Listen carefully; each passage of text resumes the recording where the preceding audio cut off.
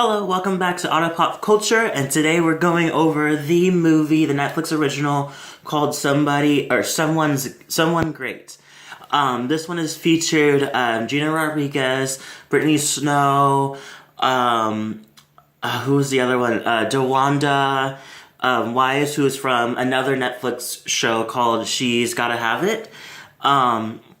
So I personally thought this movie was really, really cute. I wasn't really going with any expectations of it. I thought it might be like a girls' trip type of kind of thing. But it turned out to be way more than just that. It actually turned out to be more like a Broad City. If Broad City and P.S. I Love You was made a baby out of this, and it would just make someone great. I really liked it. It's killing me how much Netflix is making so many so many rom-coms, and it's perfect. Like the bit of they did The Perfect Man, to those to All the Boys I've Loved Before, and this one they're really doing really well with these rom-coms, and I feel like that's what we've been lacking lately. I think in the mainstream theater, I don't think there's been really much rom-coms. I think they almost be kind of leaving it to Netflix, because Netflix is definitely taking the reins and just doing it themselves. I really love this. I really like this movie. Once again, I didn't come in with expectations. I kind of thought it was going to be just silly and fun, but it was pretty deep. They really did the whole, in the beginning, pretty much, it's not really much of a spoiler, but it's pretty much how you get to there. But, the first beginning starts off with the whole Rodriguez's character is breaking up with her boyfriend of 9 years, which is the boyfriend's being played by Lakeith Stanfield. He's actually the guy that was from Get Out. He played the guy with a hat who when what's his name took a picture of him, he snapped out of it. So he plays that, and he's actually, he's so sexy. He's super sexy. He's super gorgeous, and it fit perfectly. I do have to say the beginning with him, there's a lot of mumbling, going on with his, his dialogue was a little mumbly, but then over time it kind of, worked out. Because I had to, to the point where I had to use, subtitles. And plus, one thing I also didn't really care for, the fact that, a lot of things kind of move very fast. When they're doing something, it's kind of we're supposed to know what that means, so they kind of just go for it, and just this is happening, blah, blah, blah, blah, blah. Oh, I gotta talk to my PTO, or I gotta talk to my da-da-da, and do this, and I was I really do not know what that means. But due to the fact that it's in content of what they're doing, you kind of get the gist of what they're talking about, but it is a little bit of rattling to kind of see them, to kind of catch up to the speech. It's very Mrs. Maisel, or kind of Gilmore Girls-y, where they talk very fast with each other. They have their breaks and moments to let us rest and kind of take in the humor. Well, there's some parts where you're just oh, that's happening, okay. It was really great to see Alex Moffat. He's from the SNL. It was really cool to see him be this, the overbearing boyfriend and everything, and he's just being weird as usual.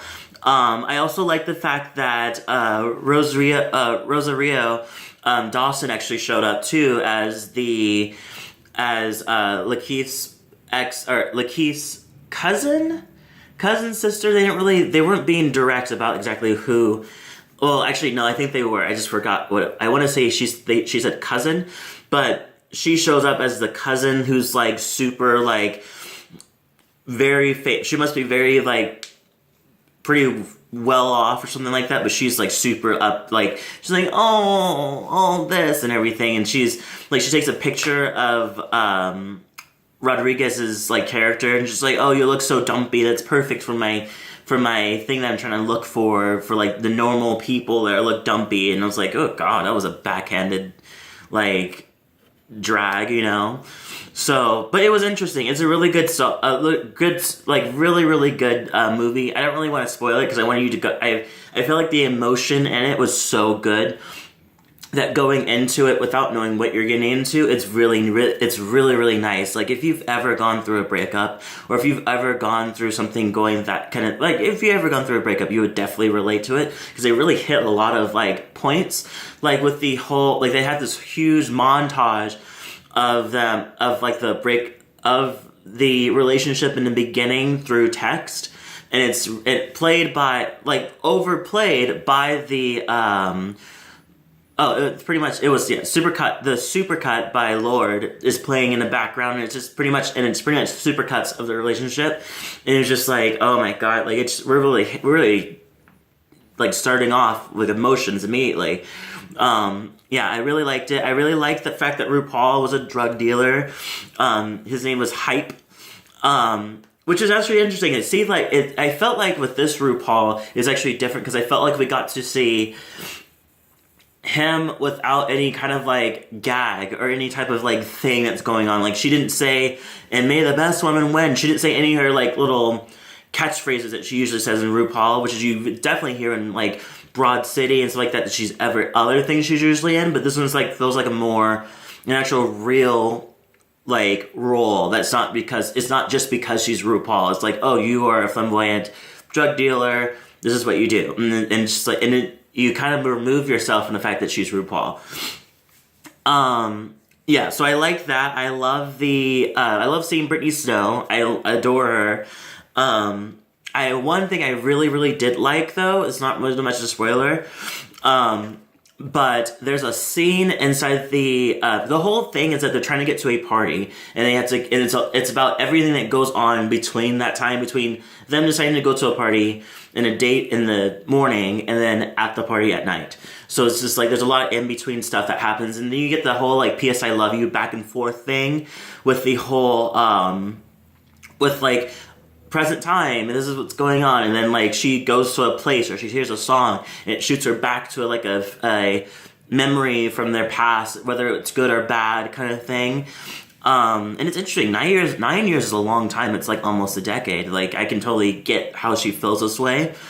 What was I gonna say? Okay, so yeah, so with that said, there's a moment where a song comes on called Dreaming of You, by Selena. I love that song. It gives me so much nostalgia. Like, one of the most nostalgia just for hearing that song. But I heard, like, so they're in a liquor store, and they're getting stuff for the party, and pretty much, like, the song plays on, and she kind of just, and Rodriguez kind of just leans against the, like, one of the glass doors, and start just, like, singing to it in the most, like, romantic, like, most, like, touching way. Like, it is a song you have to, like, stop and kind of, like, take in. It's a great song. So anyway, so yeah, so that's pretty much it. Like, I give this movie actually an 8 out of 10. I really felt like it really deserved it. Really, it's a really good movie. It's really relaxing. If you want to listen, I would say check it out, like, almost anytime. I would say a week, if you want to go perfect, I would say, like, a good, cute little weekend afternoon kind of thing to watch. But it's a really cute movie. And so yeah, leave a comment below. Tell me what you thought. If you've seen it, tell me what you thought about it. If you like the characters inside of it. If there's any other movies you'd like me to check out, I literally have access to a good handful of them.